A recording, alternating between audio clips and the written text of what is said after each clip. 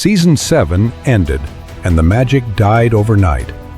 Fans flooded NBC's hotline in 2001, desperate for answers, while tabloids whispered that the cast barely spoke off camera. Even the laughter started sounding different. But why did Friends lose its spark after all those perfect years? The truth behind TV's biggest shift is wilder than you think. Let's uncover it together. Sorry, do you have a problem with me? I don't know. Do I? Do I? I think you do. Imagine this. You're watching Friends, and everything feels as cozy as Ross's old sweater. Suddenly, you hit Season 8, and wait a second. Something just feels off, right? You aren't alone. Die-hard fans in 2001 started posting wild theories. Did the laugh track get louder? Why is Monica obsessed with hand sanitizer now? Even the cast looked a little less sparkly. Here's what went down. After 7 wild seasons, the original showrunners, Marta and David, stepped back, and new people grabbed the steering wheel. We were up against the Seinfeld masturbation episode. And the puppy episode. Yeah, it was like, why are we like that. here? Like Why are we here? It's so, The writer's room? Total mayhem. The new crew kept trying to freshen up the storylines. Sometimes it worked, but sometimes it felt like they just Googled how to make a sitcom last longer. There's a reason even Chandler's jokes sounded a bit more dad-like, because behind the scenes, everyone was overthinking every punchline. Let's be real. Did you notice Monica and Chandler's apartment suddenly looked bigger and cleaner, like they finally found time for Marie Kondo? By 2002, Friends was getting glossier, but also safer. Even Courtney Cox admitted, we could all feel it. Something had changed. The coffee at Central Perk didn't hit quite the same. Did it all come down to who was in charge, or was it just TV growing pains? The numbers stayed high, millions still tuned in, but fans started asking each other, hey, is it just me, or did Friends lose a little of its weird? So what changed first? The jokes, the love triangles, or the whole vibe?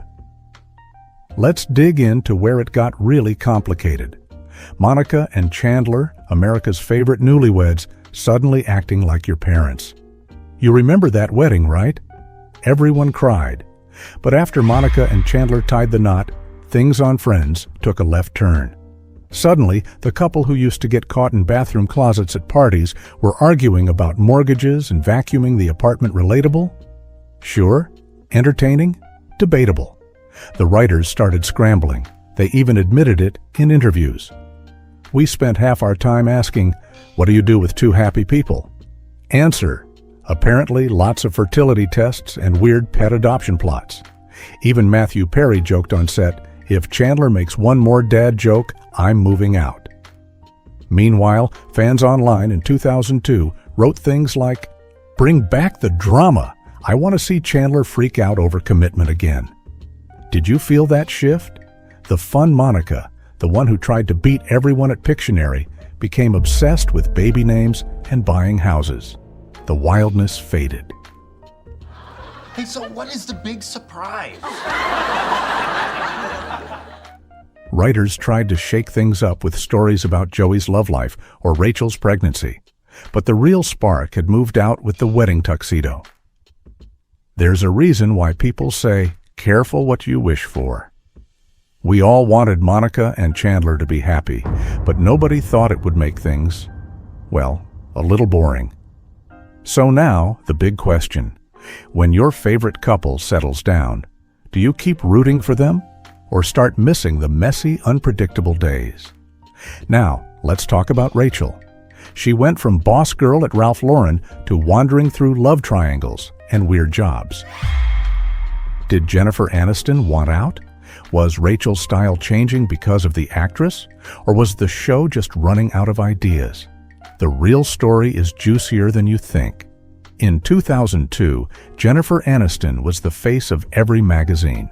Rachel's haircut was still inspiring 1,000 salon requests every week. But on the show, Rachel's story took a weird turn. One minute, she's working at Ralph Lauren, sharp and ambitious. Next, she's in odd jobs and tangled love stories. Did you ever stop and wonder, why did her character seem so lost after season 7? The truth is, Jennifer Aniston's career was blowing up fast. She filmed The Good Girl in 2002, then signed big movie deals. People on set said she started getting scripts delivered to her dressing room between takes. Friends writers, trying to juggle her rising fame, gave Rachel more side plots. Some hit, like The Baby with Ross. Others, like the short-lived romance with Joey, felt out of place. Remember that awkward moment? Even fans online in 2003 called it the weirdest ship ever. Writers were open about the struggle. In interviews, they said Rachel had run out of roads. Yet every week, millions tuned in. The Rachel everyone loved felt less like a bold fashion icon and more like someone searching for purpose. Did you feel that too? Did it ever feel like she was just waiting for something new? So now, a real twist. The show doubled down on Ross and Rachel's old drama, even when it felt tired, that leads us straight into the loop you couldn't escape on Thursday nights, right after the laughs faded and the same old fight started again. Was the Ross and Rachel story really about love? Or was it just a way to keep everyone talking? I was doing great with Julie before I found out about you. Hey, I was doing great before I found out about you. You think it's easy for me to see you with Julie? That's the debate fans still have, and it changed the show's whole mood in 2003, especially after those endless "we were on a break" callbacks. The phrase "we were on a break" hit the air in 1997, and by 2003, the writers were still bringing it back. Every time Ross and Rachel got close, some wild new obstacle jumped out. Fans kept asking, why does this couple always hit repeat? Was it still romantic, or just exhausting to watch? You know you yelled at the screen at least once. The numbers tell the story. In Season 8, viewership soared over 24 million for Ross and Rachel's baby drama. But behind the scenes, the cast joked about deja vu. Lisa Kudrow once said, "I couldn't keep track of who was mad at who." The writers knew the formula kept people hooked, but reviews started turning. USA Today called the plot stuck in rerun mode in 2003. Even the actors felt it. David Schwimmer talked openly about getting tired of the break talk. Still, the ratings never crashed. Instead, social media exploded with debates. Team Ross or Team Rachel? Did you ever change sides, or did you just want them to finally move on? The whole country seemed divided. Keeping them apart made good TV. But it cost the show something: freshness. Writers kept circling the same fights, hoping to recapture that first spark from Central Perk. Was it about true love, or was the tension just too easy to let go? All that going in circles led the writers to do something risky with Joey, a move so bold that critics called it the biggest personality change in sitcom history. Almost like watching your goofy best friend turn into a cartoon right in front of you. Joey started off as a goofy, lovable guy with a big heart. But by 2003, his character was changing fast. And fans started to notice. Earlier seasons showed Joey as a sweet guy who just happened to love sandwiches and flirting. But after season 7, the jokes about Joey's dumb moments kept piling up. Did you ever find yourself cringing, thinking, wait, wasn't Joey way sharper before? The shift wasn't just in your head. Interviews from that time reveal producers leaning into Joey's dumb guy persona because it got easy laughs in live tapings. By season 8, they ramped up the jokes. Joey putting books in the freezer, misunderstanding simple words, getting every job wrong. Even Matt LeBlanc joked in 2004, Joey's IQ drops every season, but his heart just gets bigger. That line always got a laugh, but behind the scenes, some of the writers felt they had gone too far. Did it ever feel like Joey went from real friend to cartoon character? But those jokes brought in ratings. NBC pushed for even more Joey storylines. He was getting his own spin-off after all. Tom Cruz lived here? Sure he did, honey. The irony? That spin-off only lasted 2 seasons. Some critics blamed it on the dumbed-down version of Joey that fans no longer recognized. So the question lingers, did making Joey goofier make you laugh, or did you miss the old days when he surprised everyone with smart advice? As this shift happened, another original star was quietly moving out of the spotlight. In the middle of all the Joey chaos, one character barely got real stories at all, and fans started asking why Phoebe suddenly felt invisible, even as the show grew louder and flashier around her. Phoebe used to be the show's wild card, singing Smelly Cat, talking about street wisdom and keeping everyone on their toes. Around 2003, something changed. She was still funny, but her big storylines got smaller, her scenes shorter, and her moments fewer. Did you ever watch and wonder, where did Phoebe go? Writers say it started with bigger cast schedules. Lisa Kudrow began getting fewer lines, while the scripts focused on Monica, Chandler, and the baby drama. Old Friends writers later said in podcasts that they just couldn't figure out what to do with Phoebe in the later seasons. Remember the episode where she married Mike? Even that wedding got crammed between Monica's pregnancy and Joey's new job drama. Fans online called it the forgotten storyline. Lisa Kudrow talked about it years later. She said, "I always wished Phoebe got more weird adventures. She had the best stories, but by the end, it was just weddings and background jokes."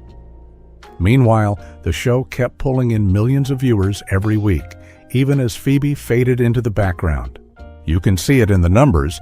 Phoebe's solo screen time dropped by over 30% after season 7. So what made the writers sideline the most unpredictable friend? Was it timing, or did they just run out of wild ideas?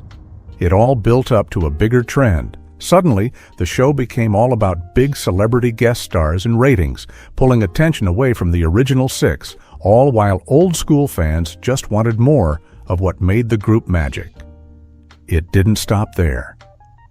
Before long, every week brought a new A-list face and left diehards wondering if the real stars of Friends were losing the spotlight. By 2001, Friends started stacking its cast with guest stars. One week, Brad Pitt shows up and plays a guy who hates Rachel. Do you have a problem with me? I don't know. Do I? Do I? I think you do. Another week, it's Sean Penn or Bruce Willis popping in like it's Saturday Night Live. What? And I, too, am just a love machine. Did you ever feel like the main group was getting pushed aside for a ratings boost? Those cameos got people talking at school and work every Friday. Producers called it stunt casting, and NBC loved the buzz. In fact, the episode with Bruce Willis pulled over 25 million viewers and even won him an Emmy for guest actor. But fans who watched it from the start noticed something weird. Every time a celebrity showed up, the story felt less like a tight group of friends and more like a parade. Did you ever wonder if the writers were losing faith in the original magic? There's a behind-the-scenes reason too. As the main cast negotiated for bigger paydays, adding big names became an easy way to keep the hype up. The press ate it up, but hardcore fans started missing the days when a couch, some coffee, and Chandler's bad jokes were enough for an entire episode. Was the show still about the gang, or just about who could grab the biggest headlines that week? By season 9, nearly every A-lister in Hollywood had stopped by Central Perk ratings held strong, but some episodes felt more like event TV than real Friends moments. That's when the money story exploded, and suddenly, every tabloid had the cast's salary numbers right on the front page, making people argue about what the show, and its stars, were really worth. That's how the fight for $1 million an episode turned into the hottest TV gossip in 2002, splitting fans and even shaking the cast's own friendships on set. In 2002, every news outlet covered the same headline. The cast of Friends all made $1 million for every episode. Before that, TV paychecks rarely hit those heights. People at home had opinions. Some called it fair for the biggest stars on TV, while others argued no one on earth needed that much for half an hour of jokes. Which side were you on? Behind closed doors, those talks got tense. Cast members met privately and promised to stick together, but studio bosses were less happy. According to interviews, NBC threatened to start replacing the group if deals didn't close fast. The cast held their ground, supporting each other with, "We all walk, or none of us walk." The network caved, and the deal made headlines around the world. Friends suddenly set the record for the highest-paid sitcom actors ever. This move changed TV forever, inspiring the cast of shows like The Big Bang Theory and Game of Thrones to demand more. Yet, a price came with all that money. With each actor getting the same paycheck, tabloids started reporting every rumor about jealousy, set drama, and creative battles. Did those huge paydays change the chemistry between the actors, or did it protect the show from burning out?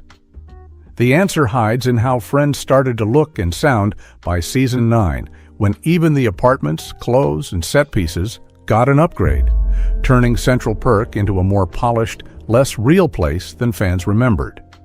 The old coffee house look was replaced with brighter lights and bigger spaces, and fans noticed that New York magic was fading from every episode. In 2003, sets on Friends went through a huge glow-up.